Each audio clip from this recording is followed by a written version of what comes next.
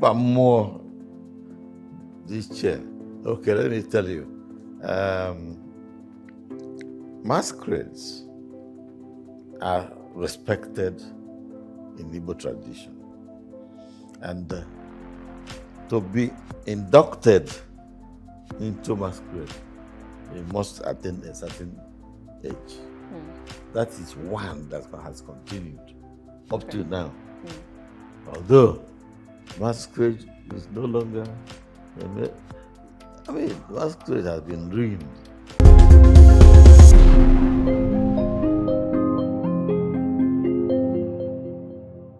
Maya Angelou, an American memorist, poet, and civil rights activist, once said, "It is time for parents to teach young people early on that in diversity, there is beauty and there is strength."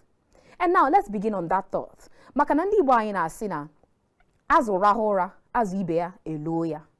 Ndị Igbo anyị sikwa ekwu na ọnwa amaghị eze, ọ na-egbu onye ukwu, na-egbukwa onye nta. Mmiri mara ugo sara ugo ahụ. Ndị Igbo anyị sikwa ekwu na ndụ dị olileanya adị. Ndị Igbo anyị sikwa agwa anyị na ụtọ bụ eleta aghara. Marakwa na ejighị akpata atụfuo abụọ ọgaranya. Imi na ọnụ adịghị eso okwu. Nwunye anyị ka ndeli ruo ka anyị mara onye bụ nwunye ya. Ọkwa ndị Igbo anyị na-asị na gidigidi bụ ugo eze. Ebe onye dara ka chi ya kwaturu ya. Chetakwana ndị Igbo anyị na-asị na nwata bunie nna ya enu, ọgọdọ ya ayọchie ya anya. Onye hapụ ọnụ ya, uguru arachaa ya. Ọkwa ndị Igbo anyị sikwa gwa anyị na atụrụ ọmara, atụrụ ofeke ofere isi n'ọhịa. Ijiji na-enweghị onye ndụmọdụ, ọ na-eso ozu ana n'iyi. Proverbs are an essential component of the Igbo language that convey cultural wisdom and contextual significance to linguistic expression. Everyday usage of Igbo proverbs has declined in recent generations of speakers, which threatens loss in intergenerational transmission. Why exactly is this happening? Now welcome to The Conversation. I am Annabelle Oji. The Igbos are socially and culturally diverse people who live primarily in southeastern Nigeria. This region is also called Igbo land. They comprise over 15% of the total population of Nigeria, making them the third largest ethnic group in the country. Though the Igbo are spread out between groups of villages, they share one common language, also called Igbo. In fact, the Igbo can be used to refer to the people, the language, or the land. Besides Nigeria, there are also large populations of Igbo in Cameroon and Equatorial Guinea. Igbo are also sometimes called Igbo, though this is a misspelling that originated during the period of British rule in Nigeria. Now let's talk about the language of the Igbo people. Igbo is one of the official languages of Nigeria. It is part of the Benue-Congo group of the Niger-Congo family of languages that is believed to have originated in the 9th century. The language has about 30 different dialects and consists of 8 vowels, 30 consonants, and 2 tones. Igbo primarily forms words through compounding. For example, the Igbo words of Ubo, meaning vehicle, and Igwe, meaning iron, are combined to form Uigwe, which is the word for a locomotive train. The language also borrows words from English and other African languages such as operator, which is the word for operator. Igbo words may differ only in tone. Now another example I will give you is aqua, which is cry, aqua, which is egg, and aqua, which is cloth. As tone is normally written, these all appear as aqua in print. On the lifestyle of the Igbo people, the Igbo culture has many different customs and traditions. The yam is still the staple crop of the Igbo people, and it plays an important part in their culture. For example, the Igbo people celebrate the New Yam Festival each year to help ensure the following harvest is plentiful. So I know you ask me, where exactly did the Igbo culture or the Igbo tribe originate from? The Igbo people have inhabited the area of southeast Nigeria known as Igbo land since ancient times. There is evidence of human activity in the area that dates back as far as 250,000 years ago. Now let's talk about the Igbo culture, which kainakpo omenala ndị Igbo are customs, practices, and traditions of the Igbo people. It consists of ancient practices as well as new concepts added into the Igbo culture, either by cultural evolution or by outside influence. These customs and traditions include the Igbo people's visual art, music, and dance forms, as well as their attire, cuisines, and language dialects. Because of their various subgroups, the variety of their culture is heightened further. Now, we go to music. Udu. This is an Igbo instrument the Igbo people have, also a melodic and symphonic musical style which they designed from forged iron. Other instruments include opi, otherwise known as oja, a wind instrument similar to the flute, iwa, and ishaka. We'll talk about the art. Igbo art is also known for various types of masquerade, mask, and outfits symbolizing people, animals, or abstract conceptions. Igbo art is also known for its bronze castings found in the town of Ibuku from 9th century. On the mythology of the Igbo people. While today many Igbo people are Christians, the traditional ancient Igbo religion is known as Ordinala. In the Igbo mythology, which is part of their ancient religion, the supreme god is called Chineke, who is the god of all creation. Chineke created the world and everything in it and is associated with all things on earth. To the ancient Igbo, the cosmos is divided into 4 complex parts, which are Okike, that's the creation, Alosi, which is supernatural forces or deities, Mmụọ, which means spirit, and Ụwa, that's the world.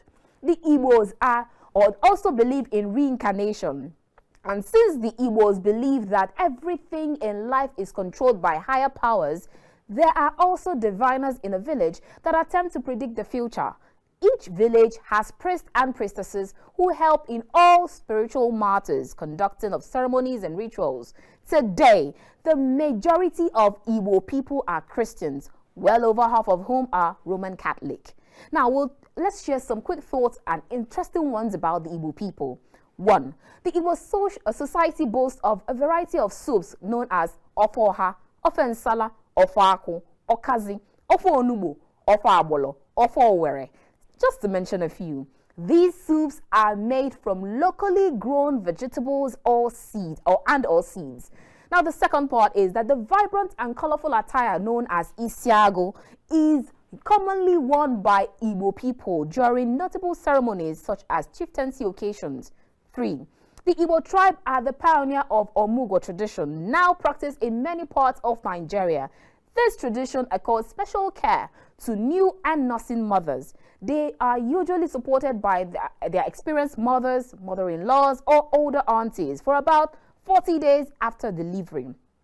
Next one is that the Igbo society confers different titles to deserving members of the community. A prestigious one is the Ozo title for men, Ichie, Aruma, and others. Women are also recognized title holders in Igbo community. A good example is an Iyom title conferred to women of integrity, class, and character, or may you say panache. It is the highest traditional society women can aspire to belong.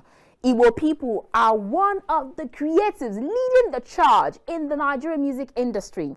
There is Fino Fino, Flavor, Chidinma, Ilbliss, P-Square, Techno, Runtown, Zoro, Eja Ekonwamba, and Odumodu, just to mention a few again.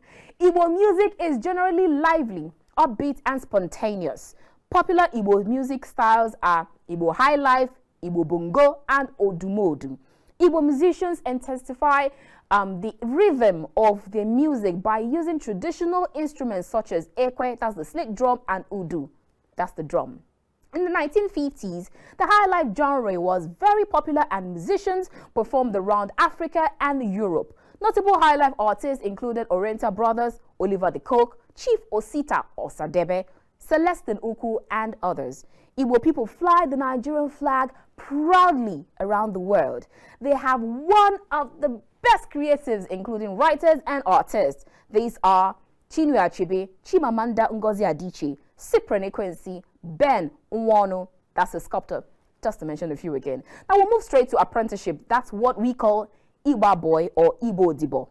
The Igbos have a unique form of apprenticeship in which either a male family member or community member will spend time, usually in their teens to their adulthood, with another family when they work for them. After the time spent with the family, the head of the host household, who is usually the older man who brought the apprentice into his household, will establish him, called Idu, the apprentice, by either setting a business up for him or giving him money or tools by which to make a living. In the traditional Igbo calendar, a week, which is known as Izu, has 4 days known as Ubochi.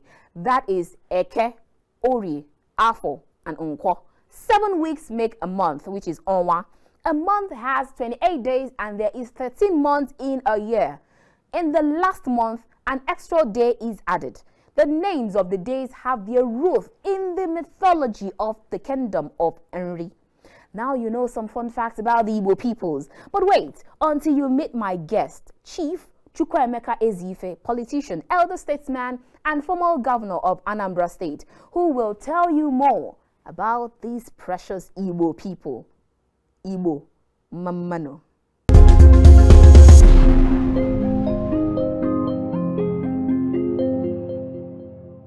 Welcome back. If you just joined us, this is The Conversation, reaching you from Captain's Television here in the nation's capital, Abuja.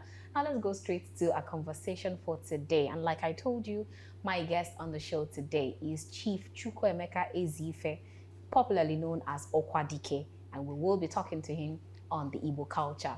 It's great to have you on the show today, sir. You're welcome. Thank you so much. All right, now let's go straight to our conversation for today. But first, we'll start with the Igbo culture. Now, is it true that part of the Igbos are part of the Benue Congo group, the Niger Congo group, and there you can also find the Igbos in Brazil, in Ethiopia, in Israel, and some other parts aside from Nigeria? I don't know, but I know it is said, especially in Ghana, you have Igbo. And the fact is beginning to come out that there are many groups in Africa especially who are connected with the Igbo. And all those groups are also connected with Israel, the Jews.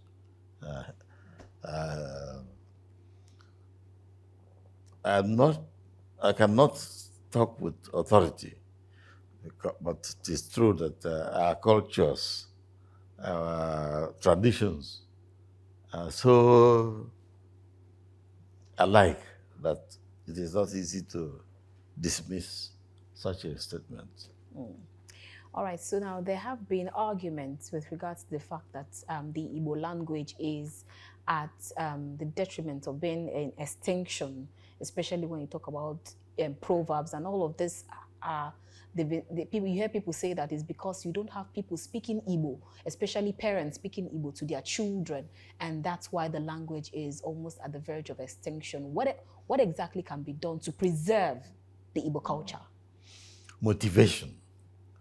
We have to motivate our people to go back to our culture, our values, and the traditions. Yes, you may find an Igbo woman being proud that the son does not speak Igbo.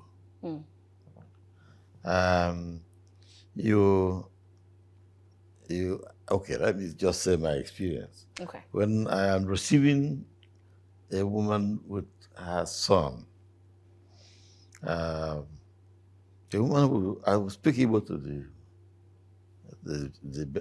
son, and the woman will say, "Oh, so he doesn't understand the Igbo. Doesn't understand the Igbo." And that's a person who was born in Igbo land and has lived in Igbo land all his life. So I think some people made a mistake at the beginning, thinking that it is more classy to speak in a foreign language, to speak in your own language. Indeed, this is not easy. It's not small. It's not a small problem. Africa, the black man in particular, was first created. And now it is becoming clear. No group in the world is more brilliant than the blacks. And okay, yesterday there was this news about a black student coming first in the whole world. First in the world in an examination, which was international. Now, it's not even just coming first there. Whether the person is from the north or from the south or from east or west, the black man has proven that he is not inferior to anybody. I went to Harvard for my PhD, master's and PhD. And I met many of us there. And we were not knocked out by the whites. So we get that confidence that you now have been in the class with the white and he didn't beat you. So why the inferiority complex? It's just ignorance, not just inferiority complex, ignorance. In terms of language, when you are writing, even in English, if you are well trained in Igbo, you will find that you beat every other person because some deep Igbo statements, you can translate it into English. This, I'm not talking theory because I used to write. When I write, I put Igbo into English. And the English people who will read it, sometimes they will ask, how did this come about? But because I know my language and I know the English, I can put an idiomatic expression, translate it if it's possible to English. And when they read it, they say, this man is intelligent, not knowing that I'm only taking my ordinary language and translating it into English. So many of us, especially in overseas, do not have the time to train their children in Igbo. But because I understand the value of having a strong language, well, which you know very well. When I had my first daughter at Harvard, I had an Irish woman, a white Irish woman, to take care of her from morning to evening. And therefore, I decided, I made a rule in my house, my wife, my brother, and any other person who happens to come to the house. If you are Igbo, you must speak only Igbo. Awesome. Yes, we must speak only Igbo in the house, in the presence of my daughter. So she had no problem learning Igbo language. And then when she was getting close to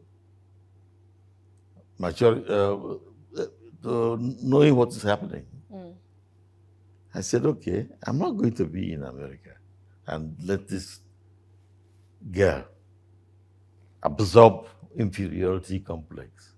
Because you can do everything you can do, but the TV is there. The child is looking at TV and maybe absorb Maybe inferiority the internet. complex because he sees how the whites and the blacks are doing on TV. So she was getting to 3 years. I said, I must run out. And her sister was getting to just 1.5 years or so. And I decided I was going. And fortunately, I was lucky. I was supposed to be going to Uganda, where I was a lecturer. But when I stopped in Lagos, I was given an appointment without interview where I was working before traveling. So if you appreciate the language, it can make you do many things. So I have enjoyed being able to speak Igbo. Going back to the spread of Igbo in the country, or even outside, I know that in Ghana, 2 groups are linked to Igbo. In Nigeria, in Benue area, there's a group linked to Igbo. But since these things are not documented, we cannot claim it to be known facts.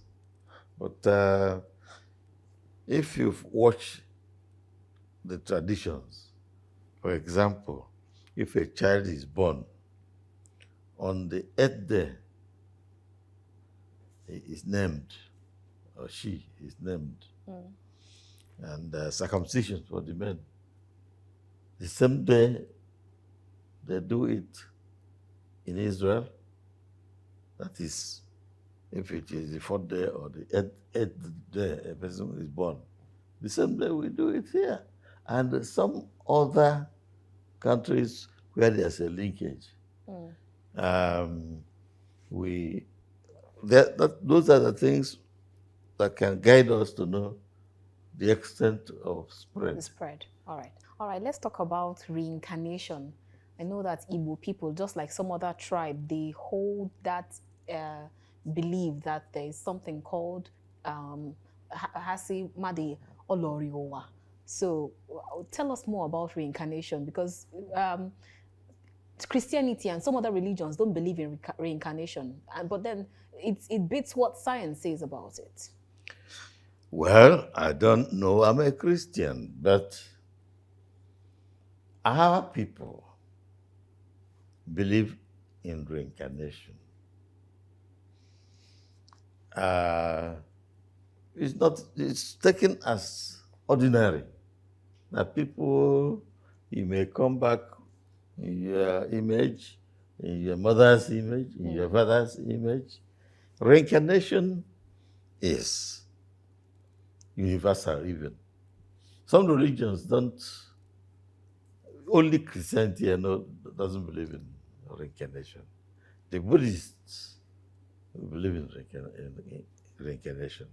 Many other religious groups believe in reincarnation. All right. So now let's talk about apprenticeship, Igba Boi or Igbo Odibo. Some people have argued that it was that this particular practice was exploited by the Europeans, which was a way of enslaving. So, one, do you agree? Let me define it. So, how it happens is this: if you are a businessman, you want somebody to help you in your business. But the person coming to help you is not just helping you. He's coming to learn the same business you are doing. And you allow him or her to learn it for some years. And after the person has learned, you settle him. That is, you enable him to start his own business. So this is one of the major things we do in Igbo land. Well, apprenticeship, yes, in English, Igba Boi is what we know.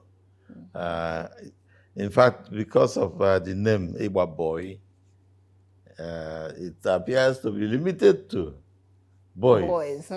But I think these days, some girls serve their mistresses in business. and get to learn the business, and then to be enabled to start her own business, his own business.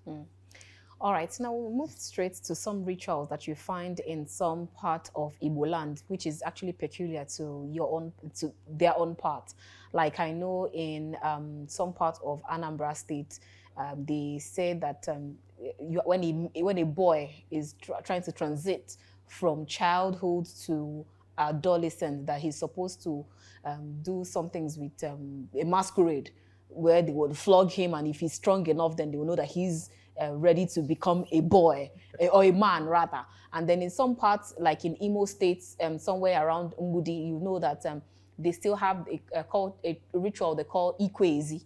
That's for girls before she attains puberty. Immediately, that they must go and then do that ritual. And then in some other parts of, I know also in Ongwa, they tell you that the first male boy, his placenta must be buried under oha tree or under ukune, that's plantain tree, those trees that don't die easily. So why do we still have all of these rituals? Because some people will say, okay, we should have just dropped some of these rituals and moved on as times has changed, religions have come in. Do you agree?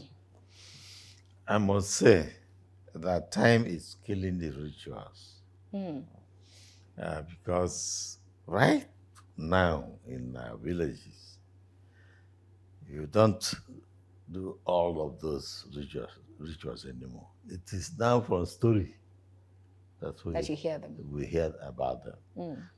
But some are very, very good and very, very persistent, where you have age group, age grade. It is very good. And it continues for your life. So you were transiting from one age grade to the other, and at a certain age, you are even absolved from doing any labor for the village. You are just you can talk, you can make suggestions, but no more going to work for the village as such. I don't know, in my own area, Ibuku, which we believe is where the Igbo started. Ibuku is my village. There, none of those rituals has continued. Ah, okay. If I'm more this chair, okay, let me tell you. Masquerades are respected in Igbo tradition. And to be inducted into masquerade, you must attain a certain age. That is one that has continued up to now.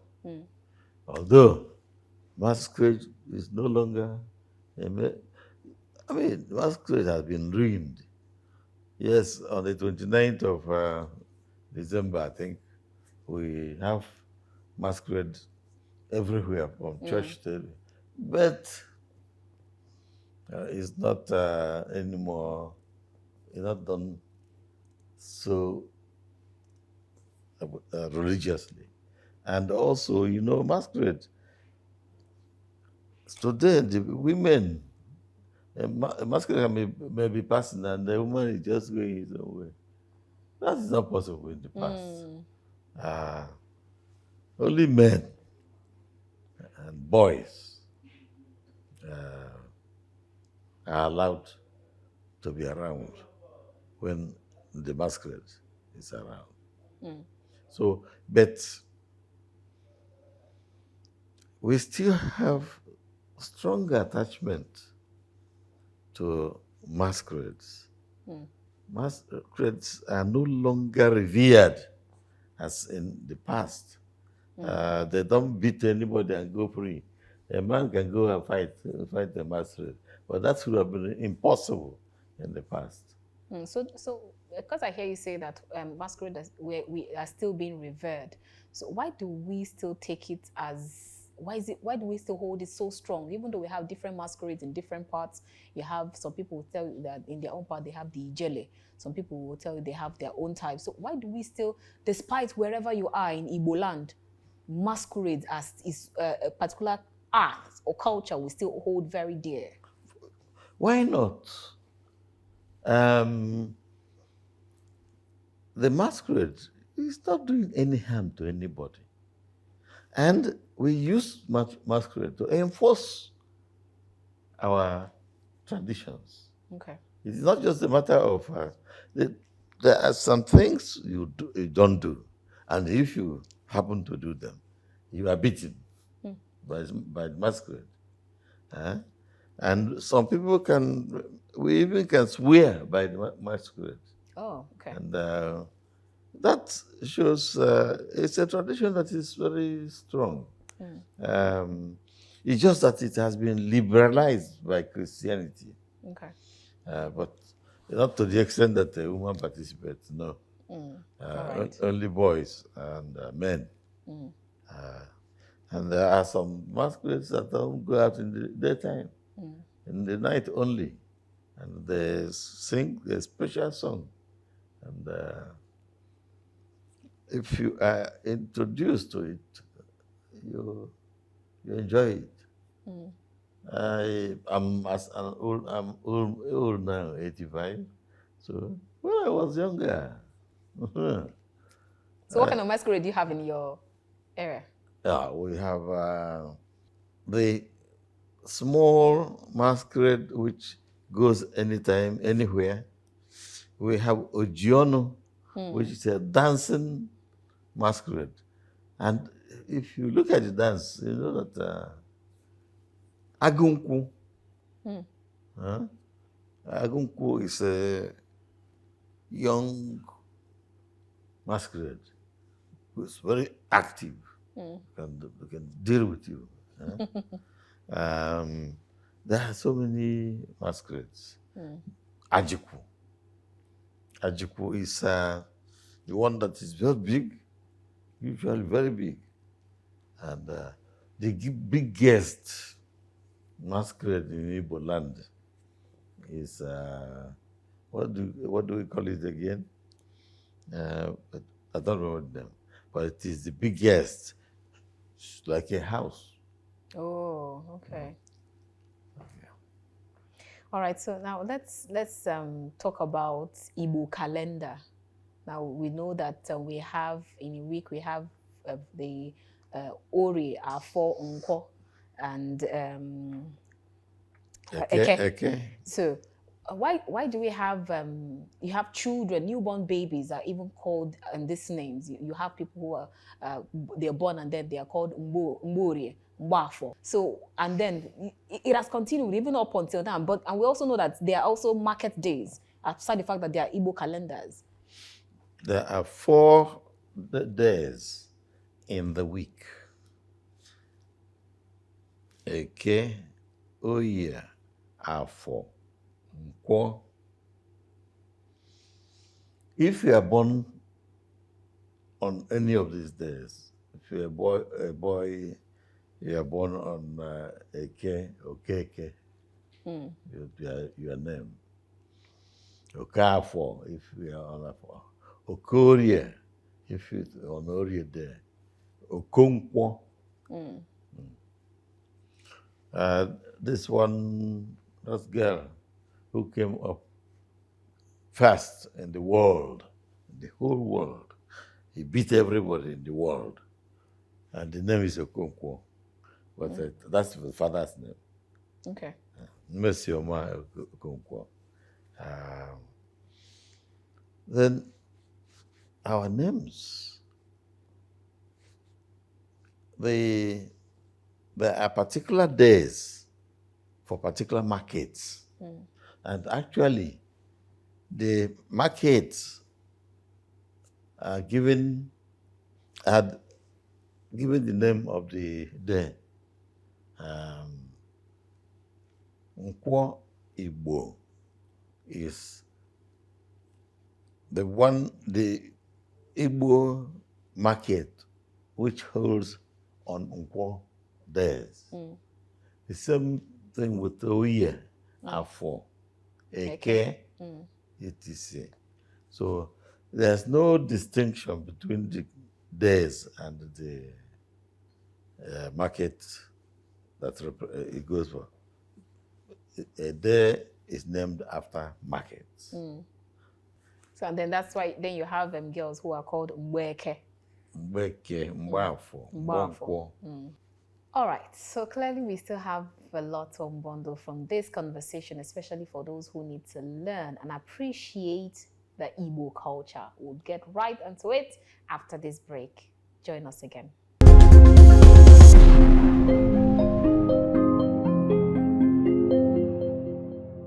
Talk to us about titles in Igbo land. Titles are one area we need to change. In most of Igbo land, and especially Anambra, the titles are always proud, displaying pride. Somebody will say, I am Eze Ego, king of money. How do you become king of money? How much do you have?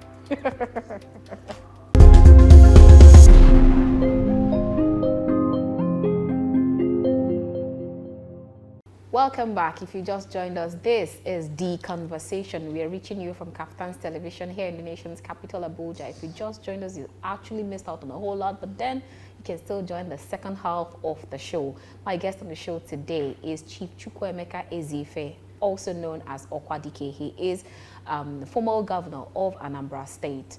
All right, before we went on that break, we've actually talked about quite a number of things, but then let's talk about the significance of Kola or Igbo. Why is it so strong? No matter whatever ceremony, when you even if you have guests coming into your house, the first thing that comes to mind is to bring out a kola, and then they say, "He who brings kola brings life." What is the significance of kola to the Igbo man? It is kola we use to appeal to our gods. A person comes to your house, so show him you appreciate his visit, that he is welcome. You present Kolanuts to the person.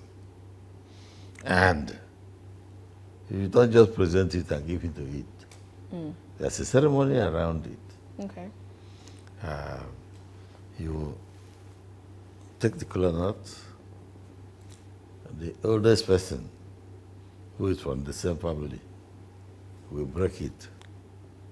And to break it, you call on God. Chineke, Chiukwu, Binigwe, bịa nala anyị ọjị, bịa were ọjị taa, gọzie anyị. Bless us on Ekede, on Orie, on Afor, on Nkwo. Give us long life. Help us to help ourselves and others. We will all die. We want to let us stay longer. Chineke, give us long life before we pass away. Then it is broken. You break the Kolanut and give to people who are in. Today, even today, a woman can put a hand in the plate and take Kolanut after it has been broken. Oh, after it has been broken? Yes. By a man? Yes. If there are many people, men and women, and some people are to be given whole Kolanuts, not the one broken. A woman is not given. and it will just be circulated among men. But there are some women whose husbands are very popular. Okay. But they cannot take from the bowl.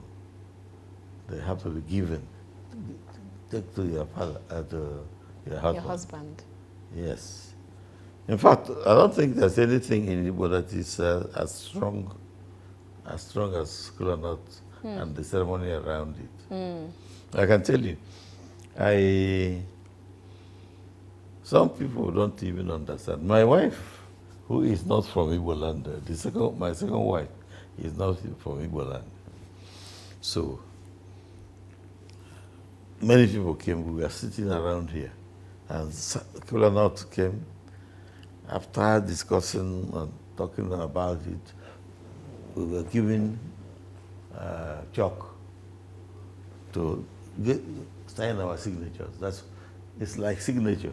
Okay. So you write something most of the time.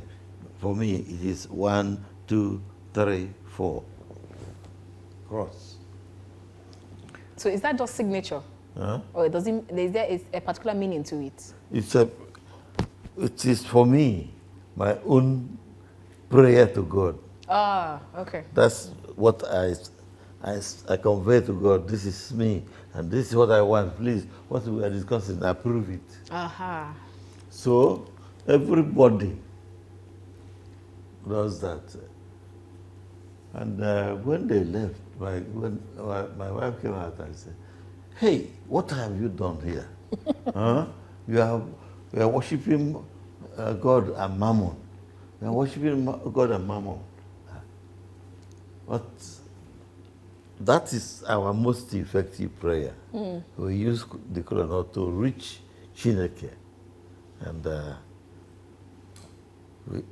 then we eat and we feel that we are very blessed. Even the Roman Catholic Church, they have what do you call it? The bonded incense. They give a biscuit.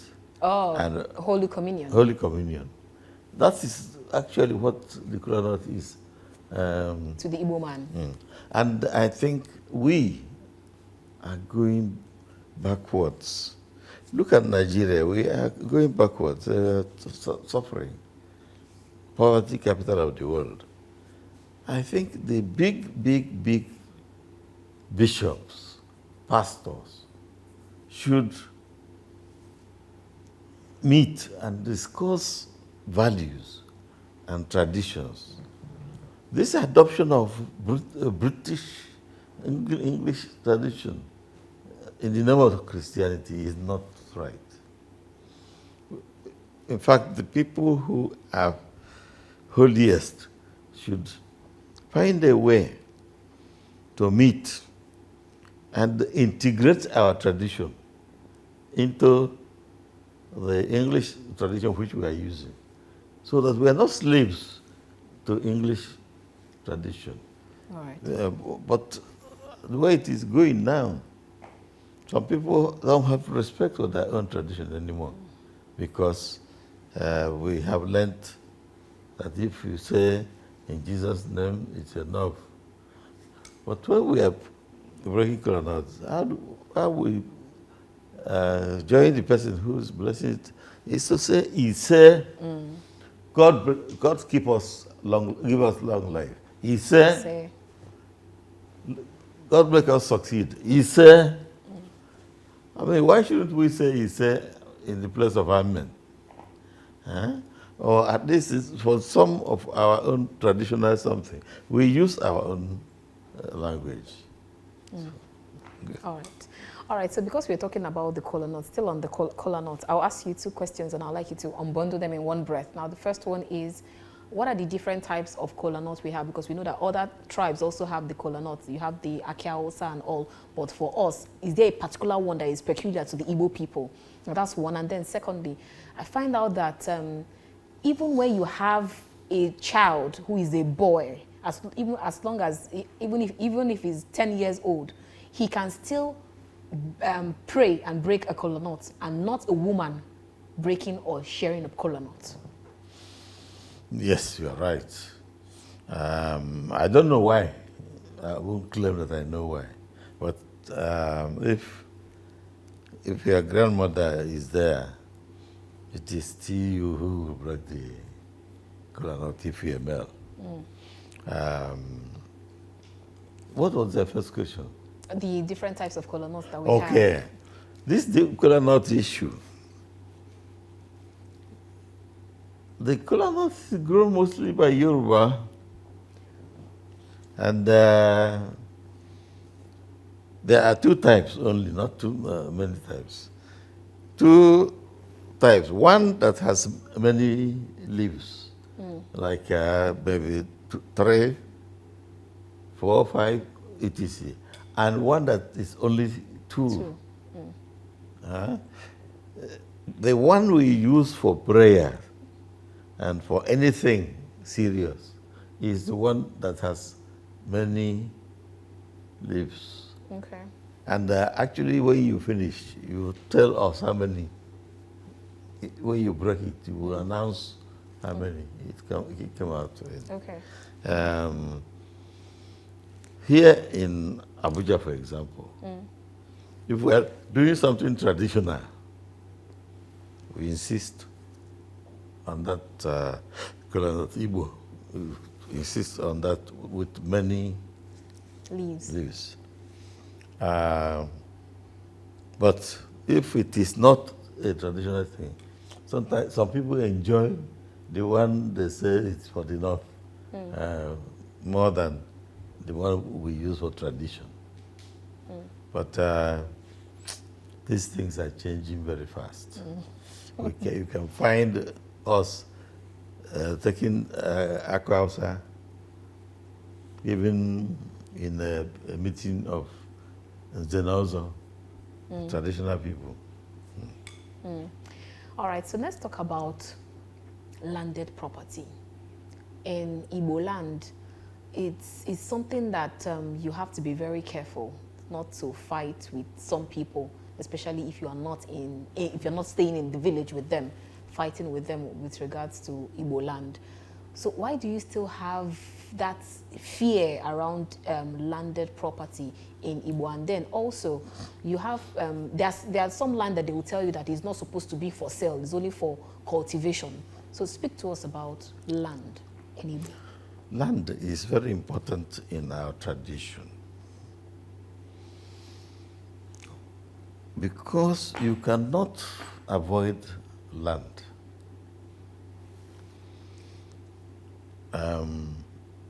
When we are swearing oaths, we use land to swear oaths.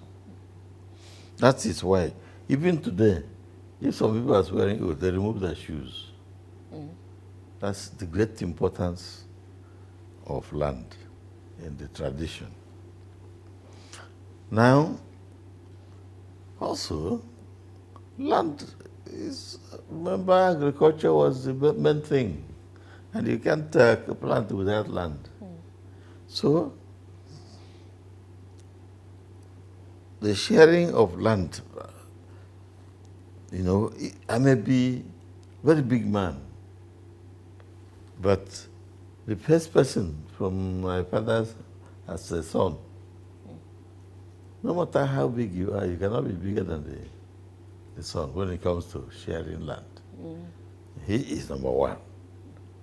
And in fact, the person, unless your father shared land while he was alive, it is the son who will share to everybody.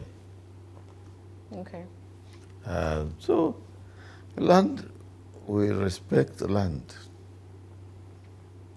You can take any other oath, but if you take the oath with land, you are stuck. So, in our societies, we give respect, honor to anything dealing with land. All right.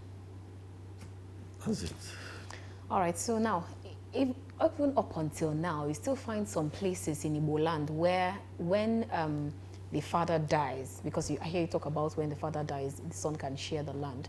You still have some places in Igbo land where the father dies, the woman or the daughter is not allowed to pick a pin in from there, from her father's house, because they believe that she would get married and then go with her husband. So it's only shared amongst the son.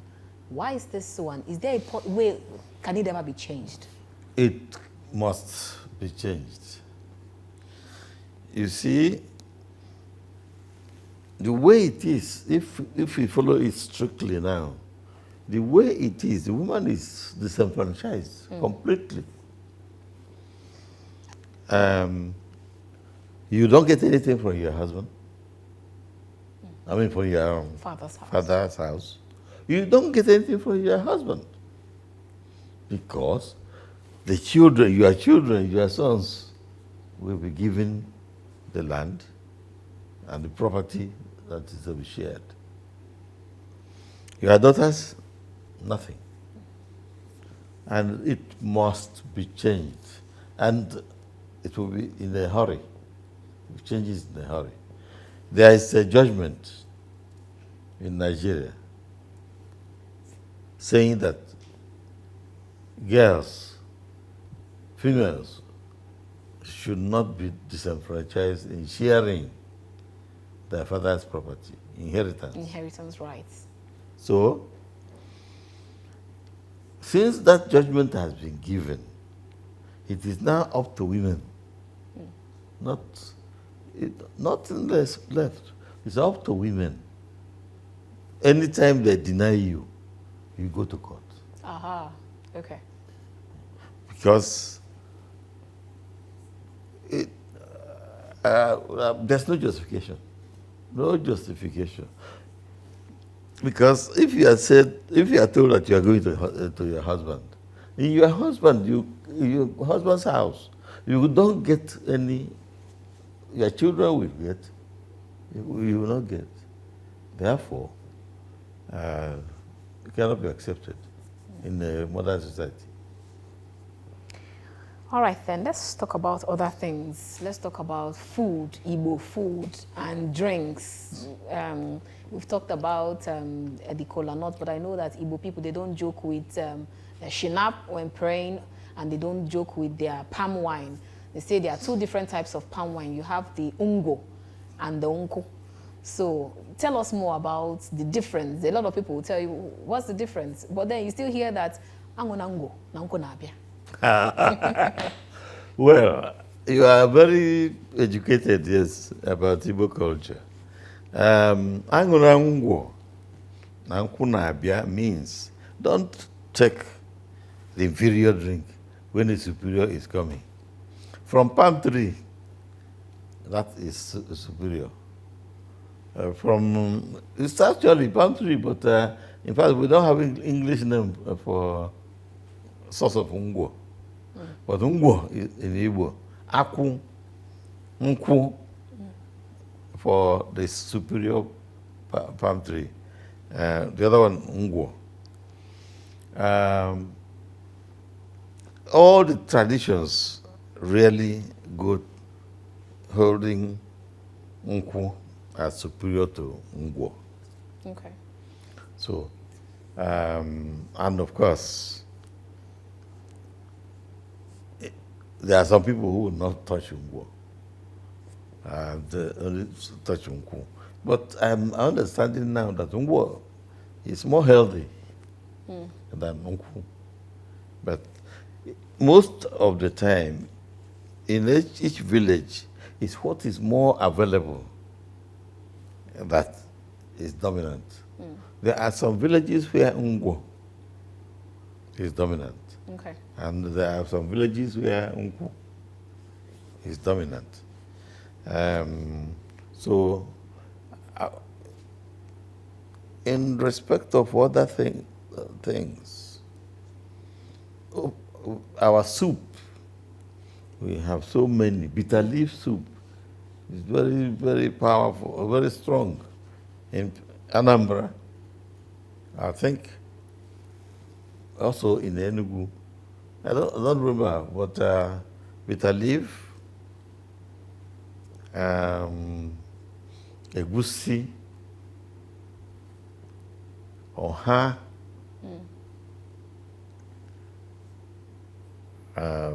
well, Ofe akwu, ofe nsala. akwu. There are so many. Okra. Right. These ones are preferences. All right. So now let's talk about the title.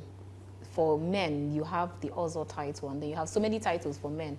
And then they say for women, you can also have different types. And then for some women, like I know that a particular popular Nigerian musician, that's Onyeka Onwenu, who had the Onochie title. So talk to us about titles in Igbo land.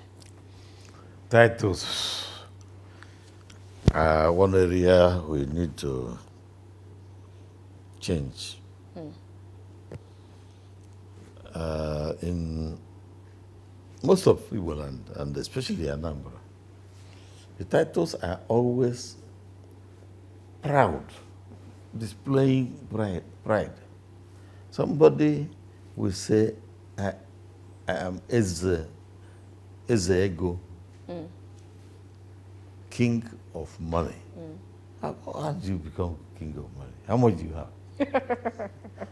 But, well, some people, even my title, some people don't understand it. I am Okwadike. Dike means strong man. But that's not the meaning of Dike in my Okwadike is more institutional than Onwa, the moon of Ibuku or of any other place. All kinds of elevation for men. For women, there are not really many titles. Iyom. Iyom is a very big title. No. That is a woman whose husband is a titled man. She's described as no. But these titles, especially the men, Iyom, who is annoyed with Iyom, it is not a proud something. But for men, every man's title, if you look at it carefully, is elevation. Okay. Elevation. And I think we should do something about it in Igbo land. All right, so we'll move to marriage, starting from traditional marriage, or probably starting from Iko Bai, that's the introduction to the Ibanko. And then I saw an argument on social media where a particular groom decided, because there's a part where you have to, the woman has to take palm wine and go look for her spouse or her intended. So when the male decided to take the palm wine, he refused to drink the palm wine. He took the palm wine, the cup of the palm wine, and then poured it off and put money inside. And then it sparked so much argument on social media. People saying, why would the man not drink the palm wine? So is it sacrosanct that he has to drink that palm wine before putting something inside and then going to meet his parents? Putting money inside the container of the palm wine is not at all acceptable. It's not our culture. If it is culture elsewhere, I don't understand. But why should a man refuse? What does taking palm wine to the prospective husband mean?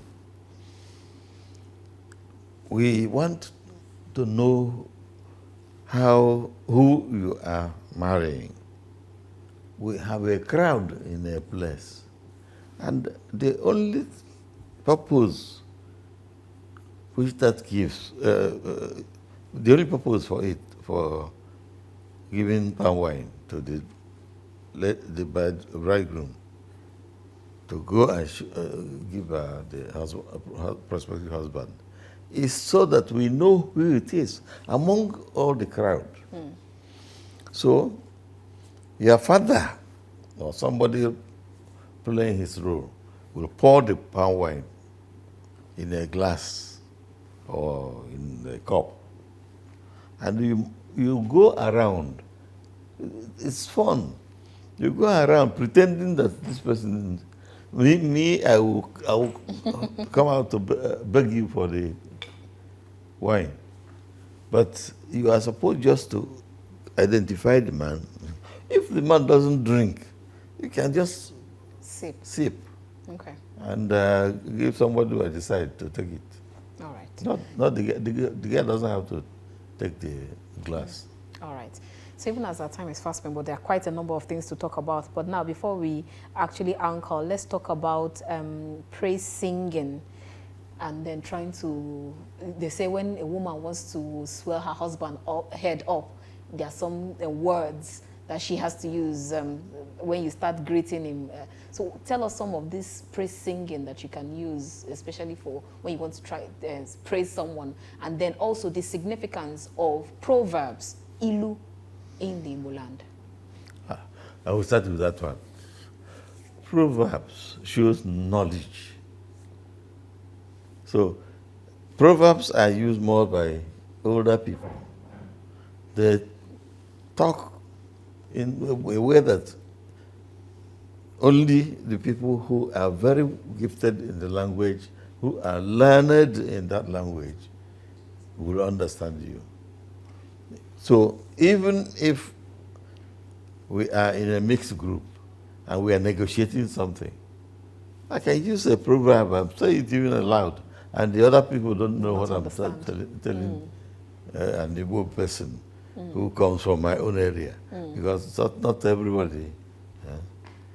So proverb is a show of knowledge. Knowledge, okay.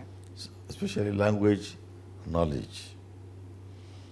What else? The other is praise singing. Praise singing. Well,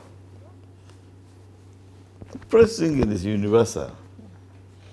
You come, especially when you are dancing, you are called names, big names. Eni, Eze. And you will show pride as you are called. A wife doing that for the husband wants to have a good night. Yes. The same goes for a man praising the wife in public. So we are loud, we Igbo. Sometimes we talk too much and without tact or diplomacy. So these are areas we come down. Okay. Self-praise is worse. And we engage in it by the titles we give ourselves, etc. All right, so even as we wind down, we'd like to get your last word to Nigerians, and not only to Nigerians, to Igbos, whether the Igbos in diaspora or the Igbos in the southeastern part of the country, or the Igbos anywhere, wherever they are, and would like you to say a word of prayer in Igbo that they would understand, because like they say, it's iron will always sharpen iron. So we'd like to get your last word to Igbos first, before we get the prayers. Yeah. Fellow Nigerians, fellow Igbo, I will use what I have today. This opportunity, I want to thank this lady for asking me these kind of questions.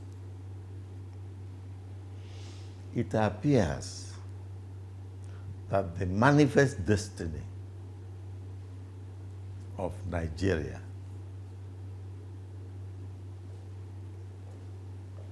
that is God's expectation from Nigeria is to raise the respect and dignity of all blacks on earth. That is the assignment God has given to Nigeria. That's Nigeria. The Igbo has the mandate from God to help Nigeria, to propel Nigeria to develop and become a world power. We are gifted to make Nigeria great. And with that, Nigeria achieves the assignment God has given her. Let me repeat, but just saying the same thing. The manifest destiny of Nigeria, God's assignment to Nigeria, is to ensure the rise of respect and dignity of all blacks on earth. Why do we say so? No country in this world we live in is more blessed by God than Nigeria. No country. Start with the climate. And Nigerian can be naked all year round, outside, and not die. The cold will not kill the person, nor the rain will killing the person. We go to plants. Any plant that can grow anywhere in the world, we can find a place it can grow in Nigeria. If it can't grow in Ibu, my village, you go to Gembu and plant that plant, it will grow. Animal. No animal, including fish, you find anywhere in the world, can you not find it to grow in Nigeria?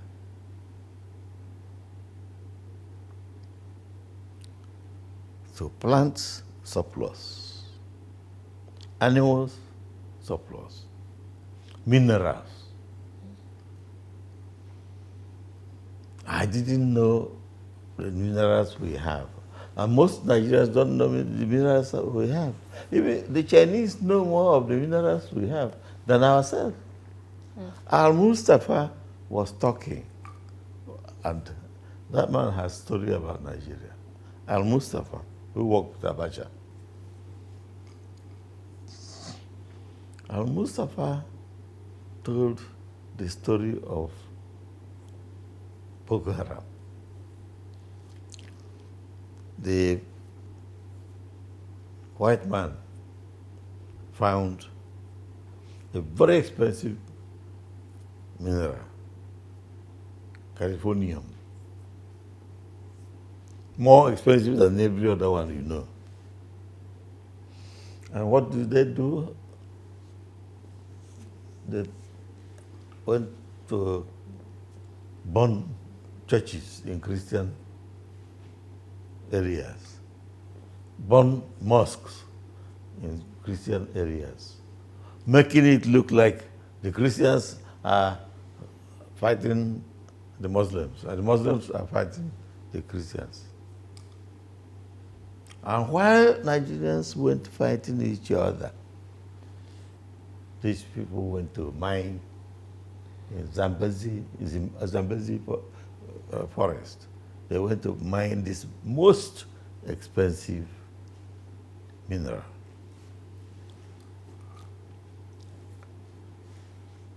Today, the coup in Niger has opened the eyes of the world, especially the eyes of Africans, black people especially. Uranium It's a very expensive mineral. And Niger is endowed with it. Niger, sorry, is endowed with it. France, the former colonial master of Niger, is taking it from Niger and giving them in return less than 5% of the world market price of uranium.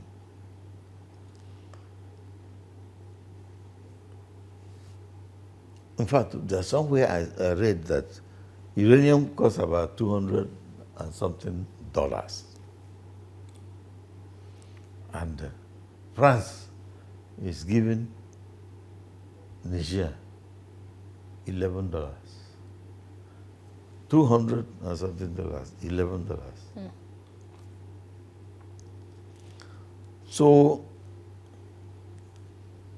if we are going to raise the respect and dignity of all blacks on earth, we must start now. Now is the over time safe.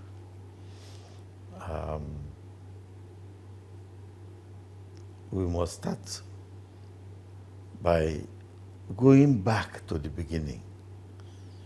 The Igbo we talked about had a tradition that nobody should shed blood, human blood. But today, anything goes. You will see somebody using machete to cut a human head. That is impossible in our tradition and values. But today, there's something they call murumuri. I don't know what the English name is. People take it, and anything goes, becomes the tradition with the values of the people. So, if the Igbo should help Nigeria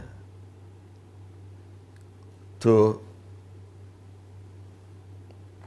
accomplish God's design for Nigeria, which is to raise the dignity and respect of all blacks on earth, we must go home and begin to do things right. Go back to our values and tradition. And this issue we have in Nigeria of every other group hating Igbo. Yes, they may hate us for no good reason. Jealousy, we are performing. Now the world should hate us now. Now one Igbo girl is #1 in the world. So what I am saying is we should be in a hurry, we Igbos, to go back and repair our home. All right. And having repaired the home, we should be in a hurry to help Nigeria achieve our manifest destiny of raising the dignity and respect of all blacks. All right, so let's get your last prayer to Igbos and Nigerians. In Igbo. Ndị be anyị, ekene m unu. Anyị eji nwayọọ welu umeanị jekwuo Chineke anyị. Wee yọọ ka o nyere anyị aka ka anyị chigha n'omenala anyị. Kene Chineke na o mere ka anyị bụrụ ndị na-eje jite ife ebe ọsọ ya bụrụ. Onweghị ebe ụmụ anyị jere ghara inweta ife ha chọrọ ebe a. Anyị chọrọ ka Chineke nyere anyị aka, nyere Nigeria aka.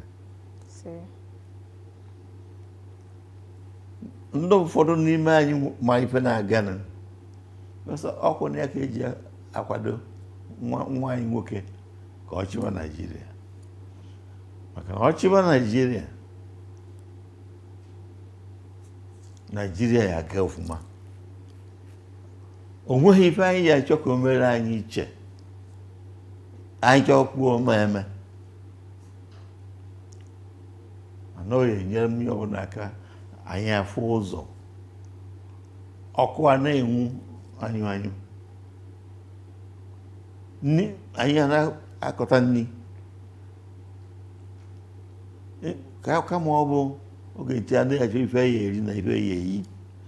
Anyị na-achọ ife ya ebuji obodo Igbo. Ha gụrụ nke anyị. Anyị nwere ike nye aka ka ndị na-eji oji gbakọ mee nzukọ. Nwere otu esi mee ka ha jikọọ onwe ha ọnụ kpata ego. Chineke nyere anyị ife karịa olu nyere ndị ọcha.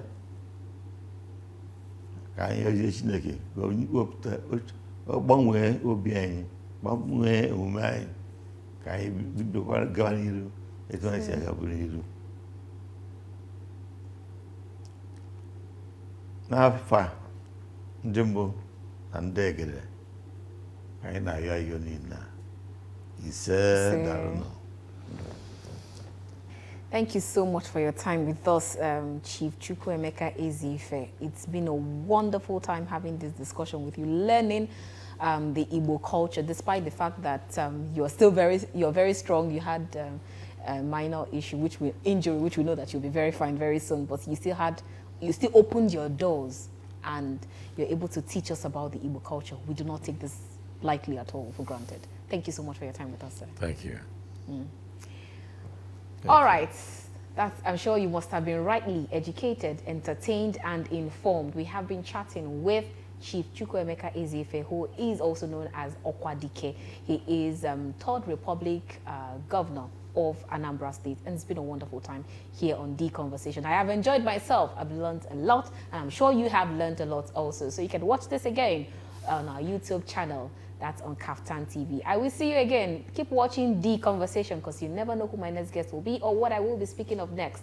To everyone, not only the Igbos, to Igbos in diaspora, Igbos in Nigeria, to everyone, we say have yourselves a very wonderful day.